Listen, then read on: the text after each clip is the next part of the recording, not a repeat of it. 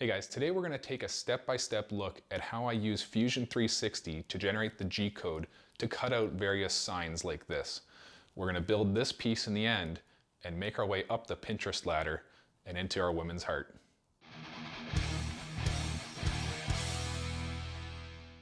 So this project starts with a 1x12 piece of rough sawn pine.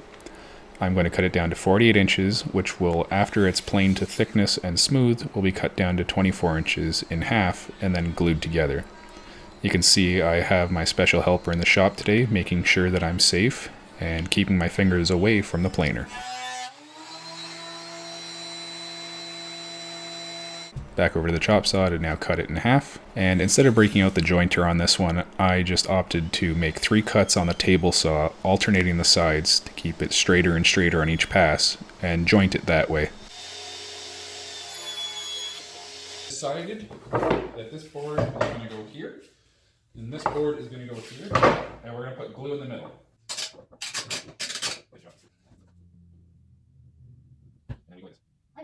Glue all over. You want to tighten the clamps now? Yeah. So, If I could do the second one. yeah, you can. Is that a little one of these? Yep. This is a different kind of clamp. It's called an F clamp. And this is also a clamp, right? No, that's a sometimes called a bar clamp or a parallel clamp. Or a metal clamp. Like I put the lid on to glue. So after a few hours of the glue drying, I can take off the clamps, flip it over, and start scraping off the glue underneath. Next, I'm going to find my center by crossing the corners, and then I'm going to drill a small hole in the center where a screw is going to land over at my bandsaw where I've set up a little circle cutting jig. I have simply attached a board with some screws to the table of the bandsaw, and a screw is on the board about 10.5 inches out to create a 21-inch diameter circle. And the disc sander finishes up the edges very nicely. After a quick sanding with the random orbit sander, 80 grit through 220 grit, for the astute among you, you will maybe notice that the color right now and the color in the end are a little bit different. First thing you're going to do is design up your model in CAD or some kind of CAD software. A lot of people use SketchUp because it's free. I use Autodesk AutoCAD 2017 just because it's what I'm comfortable with, it's what I know. So you can see I created a model and I've simply extruded it to 1/8 inch thickness. So we're going to take this model, we're going to save it, and next we're going to import it into Fusion. So over here in Fusion, what we do is we go to the upload, we select our file, and then we hit upload. This may take some time depending on the size of your file. So it says it's complete, we can close that. Eventually it will populate a thumbnail over here, but we can go ahead and open it right now anyways. Double click, there's the thumbnail, and there's our CAD model. So as you can see right now, it's telling us the Z-axis is this direction, which is correct, that's up for us. But it's saying it's the front. So we're going to go ahead and select the front, and we're going to hit this drop-down menu. This is going to pop up with Set Current View, and we're going to say Top. This is just kind of a preference thing that Fusion 360 does. I like to see it so it's actually how it appears on the CNC machine, laying flat on its back like this. So you can see our Z is up, our X's and our Y are where they should be. So the first thing we're going to do is we're going to go into the CAM software part of it, and we're going to create a new setup. So in the setup, we're set up for milling, and our orientation is going to be set by the model, and our origin we're going to select in just a second when we go over here and set up our stock. I like to work off of a fixed size box, which means I give it the dimensions. So I go on the table saw and I cut down the piece of wood to what I set this to, and then that's the piece we're going to mill it from. So I like to go with round numbers, so I'm going to call this 18 by 18 inches, and the height we know is 0.125 or 1/8 of an inch. So that's good there. We'll go back to the setup, and now we're going to select the stock box point, which is already selected, and we're going to choose the bottom left top corner. So our Z is up, XY is where it should be, so that's good. That's where our origin is going to be when we set up and run the G code. So back in stock, everything else is good. Post-process, you can change the name if you want. None of this really matters right now. Hit OK. Now, in order to cut these shapes out, what we're going to be doing is going into 2D. We're going to be going into 2D contour. This is going to cut it out in as many passes as we need it to. So the first thing we do is we need to select a tool. I have a few already created. My 3/16 spiral upcut bit is what I'm going to be using to cut this out. And let's just take a look at what I've done to create this tool. So under General, I just give it a description. It's a Bosch tool, or a Bosch bit.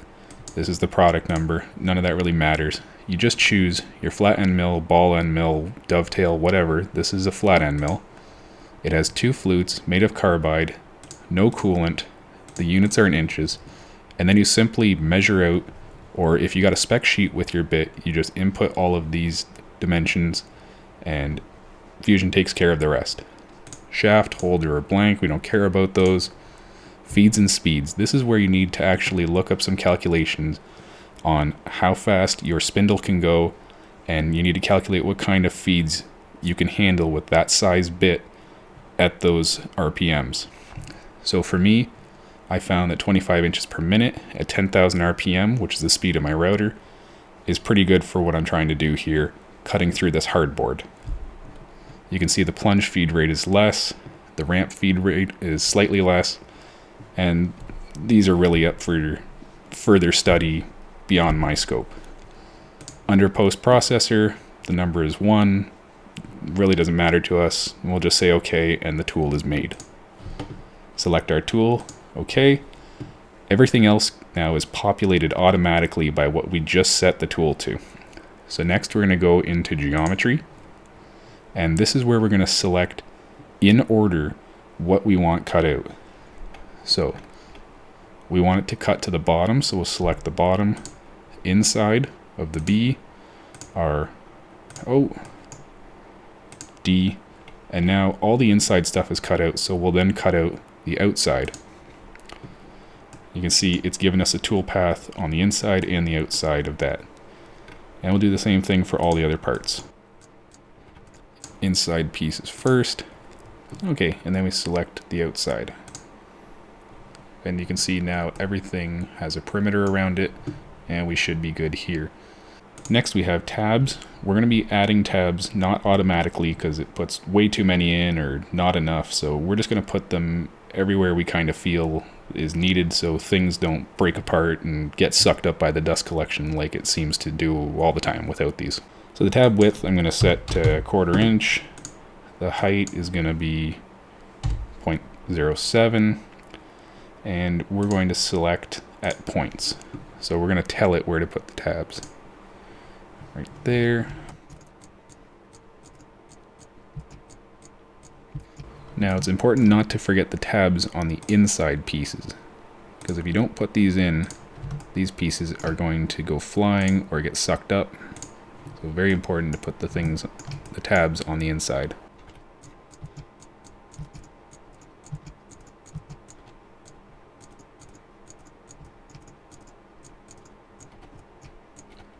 Okay, and I think we should be good for tabs. These little parts in here, I'm not going to put tabs in. If they go flying or get sucked up, so be it, whatever. Next we see rest machining, don't care. Wrap tool path. Tool orientation is going to be already set up in our setup here that we did earlier. Next we're going to go into our heights. For the most part these are okay. The only thing I like to do is for my bottom height, I like to go a little bit into the scrap board to make sure if there's any inconsistencies at all in the table itself, say a thou or two, this will make sure it cuts all the way through the piece. So we'll go 0.02, and that should be plenty to cut right through and not have any issues. Passes. This is where we would set up if we wanted multiple passes, say we were cutting something an inch thick, there's no way you'd do that in one pass. But here we're only cutting 1/8 of an inch, so we're fine to do it in just one pass, so we're not going to do that now. So remember, we selected these in the right order, the inside pieces first and then the outside when we were selecting our contours. This is where we're going to select preserve order to make sure that it cuts it out in that order that we selected it in. Our roughing pass, we don't need that because our roughing pass will be our final pass. If you were doing something very detailed or highly accurate, you would want some roughing and final passes. No stock to leave, no smoothing, none of this. We're good here. Next, in linking, we have our lead in, lead outs. This is pretty much all fine the way it is. If you want, you can add ramps instead of doing direct plunges. I like to go to about a 5-degree ramp in, and it's just easier on the tool if it's ramping in instead of plunging directly down. And that's about it. Next, we're just going to hit OK, and this is going to generate our G-code for us, and we'll be able to simulate. Okay, that took no time at all. Next, we'll go right-click on our contour, say Simulate, and we can turn on our stock, and this is going to show us exactly what it cuts out. And plate.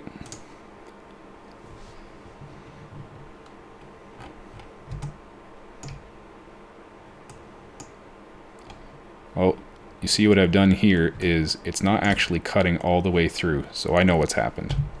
Let's exit out of this. Let's go back in and edit. And what I've actually done is under my heights, I forgot to make this negative. We wanted it to go through the bottom. I was actually leaving 20 thou of extra room between that and the table. So this should cut all the way through when we go into the simulate now. Let's try again. Simulate.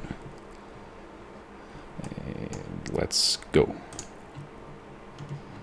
Okay, so you can see that now. It's gone around our tabs, and this is going to stay connected, and we'll just chisel these out after it's all done. So now we can increase the speed and cue the Benny Hill music.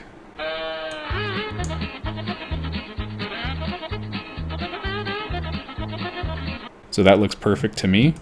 I would say that's success, so we can go ahead and do our post-process and create the G-code. So we'll exit out of that.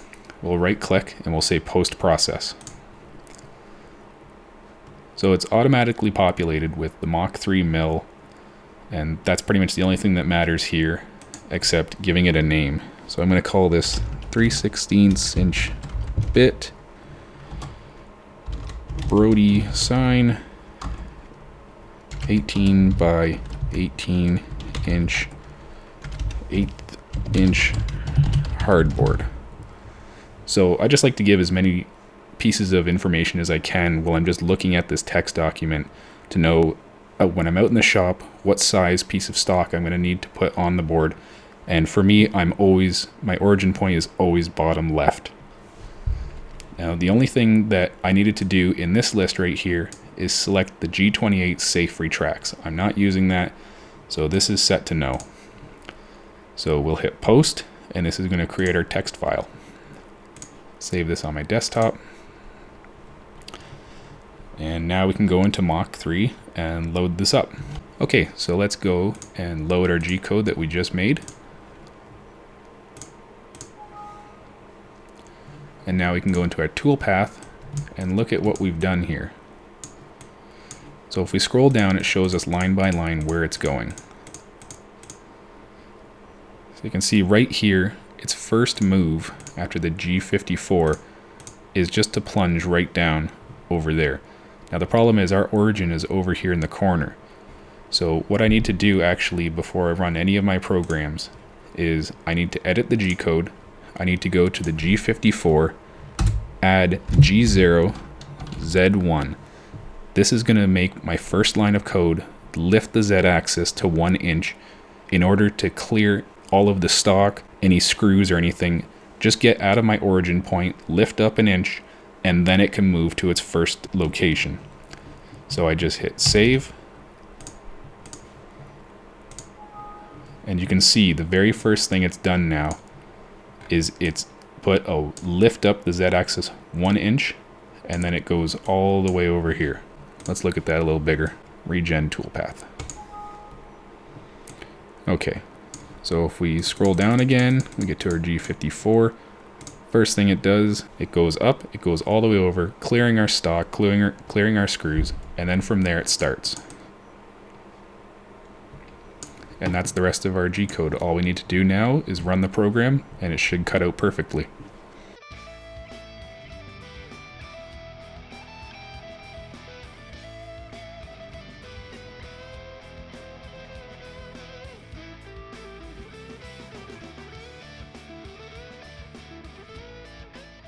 So after everything's cut out, because it was a spiral upcut bit, it does leave a little bit of tear out on the top.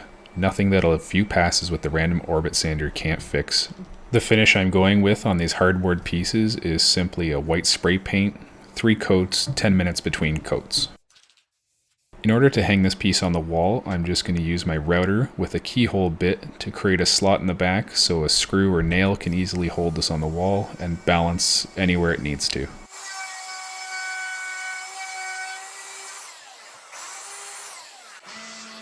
Once I have everything laid out properly and I have the right orientation of the grain on the back, I'm going to go ahead and put a very thin layer of glue. I don't want any squeeze out coming out. I just want it to be held in place, forever.